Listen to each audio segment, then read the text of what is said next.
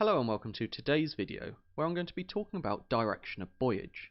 I'm going to be showing you the importance of knowing direction of buoyage, especially when it comes to lateral marks, and how it will show you on which side of the buoy it is safe to pass.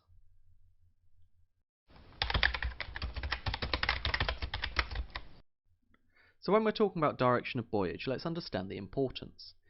If we take this example vessel, and she's approaching a starboard lateral mark.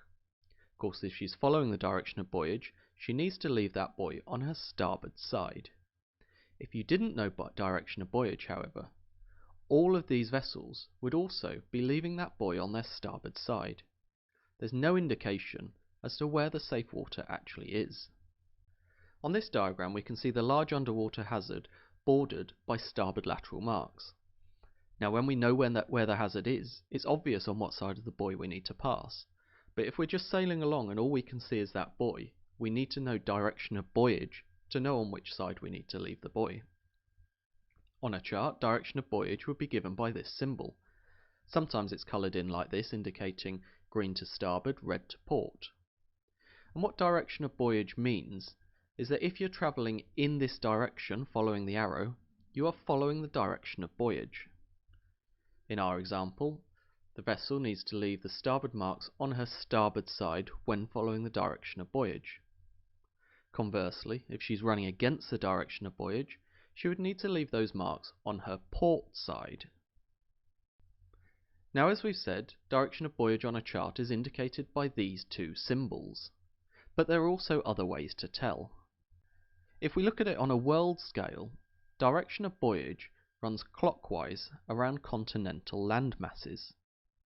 I've illustrated here around the North and South American continents the way that direction of buoyage actually runs. You need to bear in mind, however, that in places where there's a gap or an island, direction of buoyage may not be immediately obvious. For example, in Europe, direction of buoyage would run clockwise around the continent, but around the United Kingdom it may not be running clockwise all the way round, so there may be places where it appears direction of buoyage is going the wrong way. You'd always need to check the chart to be certain exactly which way it's running. Another way to tell is direction of buoyage will run into ports. We can see this vessel approaching Venice. She knows she's going in, so she's going to be following the direction of buoyage.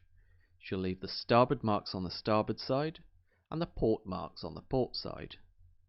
Of course, in this particular case it's quite obvious because you're just staying between the marks, but you may get an instance where there's only a green mark or only a red mark. Another way to tell, again looking at Venice, we can look at the buoy down here, and this is a safe water mark, or a fairway buoy, and we know direction of buoyage will run from the fairway buoy. This will be particularly helpful if you're going up for oral exams, and sometimes the examiner might just put a safe water mark down and expect you to know the direction of buoyage runs from this mark. And that brings us to the end of today's video. Hopefully you found the information useful. If you have, thumbs up is always appreciated. If you've got any questions, leave them in the comments section below. And to stay up to date with all my latest videos, make sure you hit that subscribe button. Until next time, thank you for watching, and goodbye.